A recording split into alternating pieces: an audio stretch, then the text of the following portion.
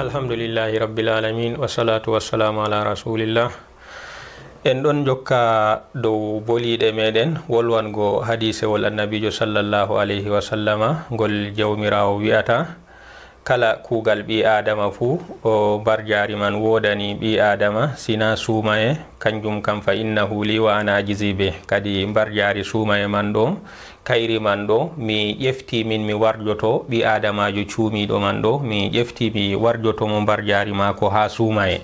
To kadi suumaye man ɗo nder ɓural muɗum suumaye man ɗo kanga man ɗo nga ɗon mooɓi none muñal tati. Ngal suumaye man ɗo nga ɗon mooɓi none muñal tati. Kadi muñal bo en andi ɗum kuugal latingal mapindiwal jamum ngal jawmirawo warjoto ɓi adamajo laatiɗo muñɗo man ɗo jawmirawo warjotomo barjari ɗundi kayri man ɗo ndi wala horo suye. Kadi nder ɗon man ɗo suumaye man ɗo nga ɗon mooɓi none muñal tati. Nder ɗon man ɗo ɗon nder suumaye man ɗo muñgo dow ɗowtanago jawmirawo subhanahu wa ta'ala ɓi adamajo jawmirawo farliɗini dow mako suumaye. Kadi kanko man ɗo o ɗowtani jawmirawo o suumi suumaye latinga farilla nga jawmirawo farliɗini dow mako man ɗo o muñi dow majum.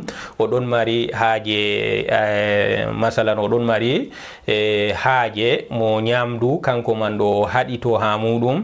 O ɗon mari haaje suuno mo farji mako kanjum man bo o haɗito dow majum deydey wakkatiwel gel jawmirawo herɗini ɗum. To kadi muñal ngal ɗo man ɗo o muñi dow ɗowtanago jawmirawo subhanahu wa ta'ala. To ɗon ha suumaye man ɗo muñgo dow karam ɗiɗi jawmirawo harmini. Jawmirawo ɓangi ɗo o wi to ɓi adamajo o nangtake ha suunogo reedu mako be suunogo farji mako o woni dow mako kadi bo ha barjari suumaye mako man ɗo ndi laato ndi timmidindi man ɗo si o nangta ɗemgal mako ha fewre ha ñoore deydey gedde ɗe o yeddirta ɗum be ɗemgal man ɗo kadi woni dow mako kanko man ɗo o nangto ha majum ngam ha o heɓa barjari suumayere mako man ɗo nde laato nde timmidinde. To kadi ɗon nder suumaye man ɗo nonde tatabre ha nder muñal man ɗo kanjum wonte muñgo dow koddiroje ɗe jawmirawo hiiti ɗum dow ɓiɓɓe adama en julɓe. Kanjum wonte ɓi adamajo kanko man ɗo o haɗito kanko man ɗo ha ñamgo be yargo. Nder ɗon man ɗo o to'an o nanan ɗonka o nanan dolo amma be non man fu oɗon haɗiti dow majum dow hoddirore laatinde nawde ha nafsu mako man ɗo.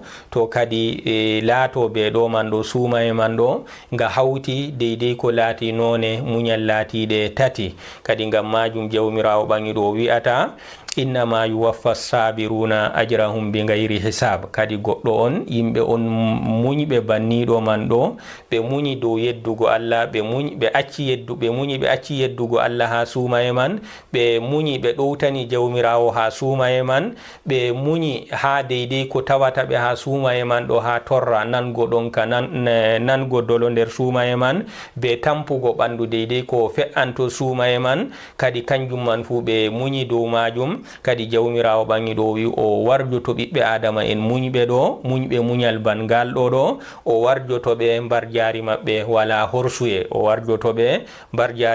wala horsuye. To kadi nder ko hollinta en ɓural hertorago jawmirawo be barjari suumaye o wi kala kuuɗe ɗe kuuɗa fu barjari man ɗo a sowante diga 100 ha 100 amma ha ko ɓurata. Amma suumaye kam o wi kuugal man ɗo barjari man ɗo min warjotondi ɓi adamajo cuumiɗo man ɗo. To kadi jawmirawo ha ɗo en mbi o laafi barjari o ƴefti kanko warjoto barjari suumaye man ɗo o laafidi ha mako ɗo. Kadi o waɗay ɗum ni o wi'ay ɗum ni sina ngam teddingo suumaye sina ngam darjiɗingo suumaye. To kadi darjiɗingo man ɗo ɓi adamajo tammi wangango ɗum bote man ɗo ha ñande darngal tammi wangango hertorago mo jawmirawo hertori barjari suumaye ɗo bote man tammi wangango ɓi adamajo ha ñande darngal. Ɓi adamajo o waran be kuuɗe boɗɗe ɗuɗɗe amma o wara o ɗon mari toñangeji bo ɗuɗɗi. Kadi jawmu en toñangeji man ɗo ɓe garan kamɓe man ɗo jawmirawo hokkita ɓe hooca yoɓa ɓe toñangeji maɓɓe man ɗo walla hakkeji maɓɓe man ɗo o hooco o toñiɗo man ɗo hooca boɗɗe muɗum o yoɓra deydey toñaɓe.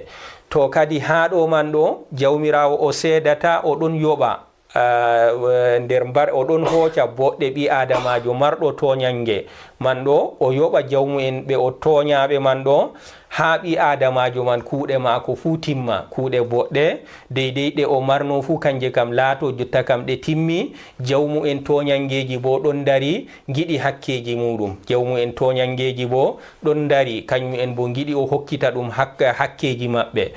to kadi ha ɗo man ɗo lutta mbar jaari suumaye jotta kam ɓi adamajo man toñiɗo man ɗo o lutta wala ko o mari ha boɗɗe mako fu sina mbar jaari suumayego kayri tan jotta kam o luttiri. to jawmirawo hooci ha maari yoɓri jawmu'en haqqeji toñaɓe go o laatoto kanko man ɗo o wala mbar jaari sam o sakkine nder yiite. to amma jotta kam jawmirawo o kanko man ɗo ƴefti o wi mi yoɓete mbar jaari suumaye ɗo min be hoore am mi warjete dow majum, kadi ɗum holli en mbar jaari man ɗo ndi mawnan.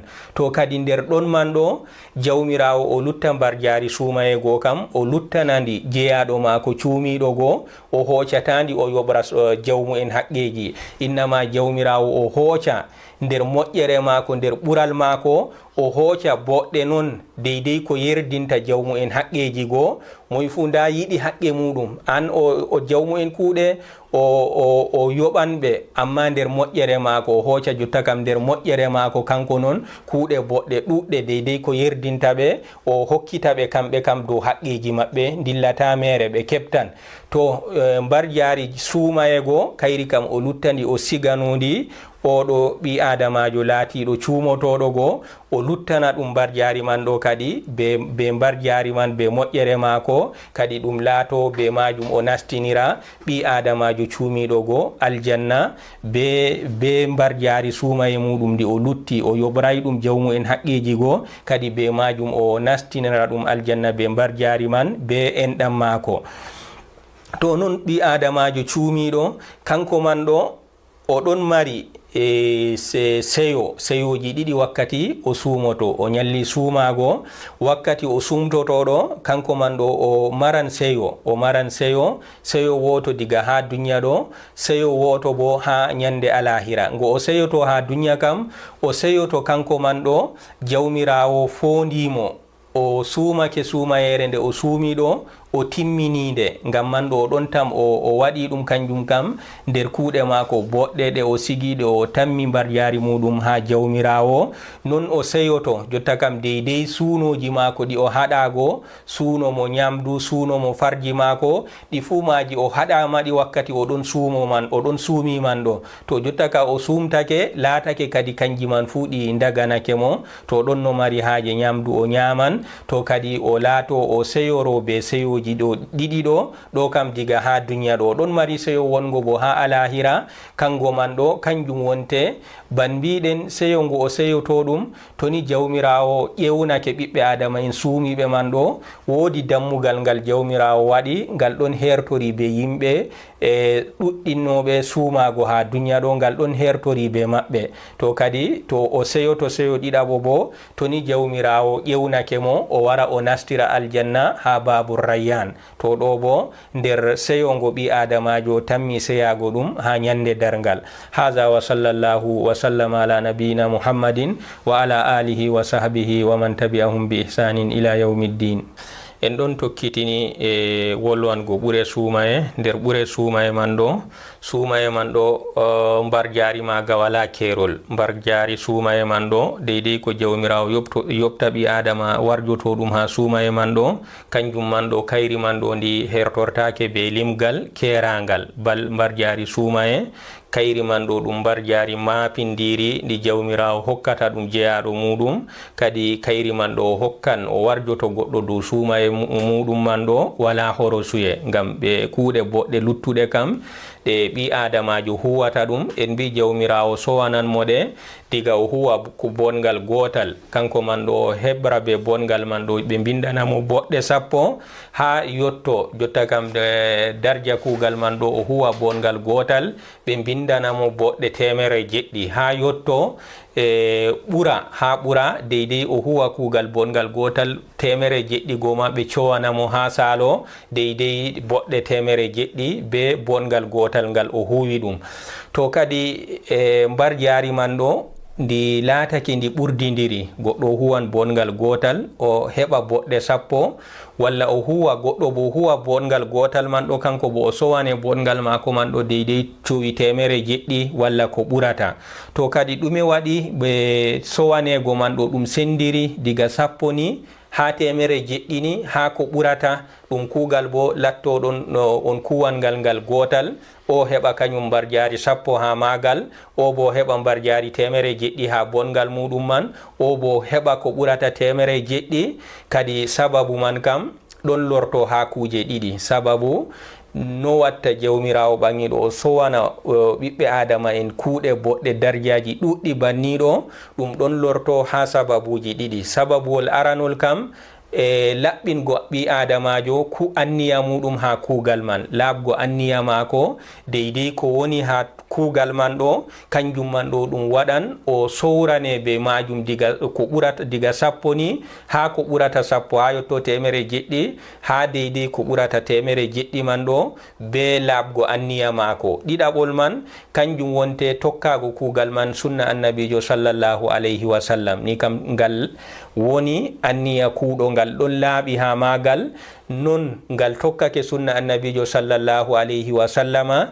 Kadi be sababuji ɗiɗi ɗiɗo kadi laato be maji man ɗo ɓi adamajo o sowane bongal mako diga 10 ni ha yahago temere jeɗɗi ha yahago ko ɓurata, kadi deydey fodde ɓuwa sembe imanaku mako be sembe laɓɓingu mako anniya mako be yaktago mako sunna annabijo sallallahu alayhi wa sallama ha kugal man. To kadi ɗo man ɗo ɗum sappinan en ɓi adamajo o solana ha kugal mako ngal o huwata fuɗo, o solana kanko man ɗo tabitingo deydey fiji ɗiɗi limtaɗi ɗo laɓɓingo anniya be tokkago sunna annabijo ha kugal man ɗo, kanjum man ɗo o solana ɗum ha kala kugal mako ngal o huwata fu, ngam o heɓra be magal kadi mawnugo mbar jari, ngam o heɓra be laɓɓingo anniya be tokkago sunna annabijo sallallahu alayhi wa sallama, ɗum laato ɗum sababu kadi ha mawnugo kugal mako ngal o huwata ɗum.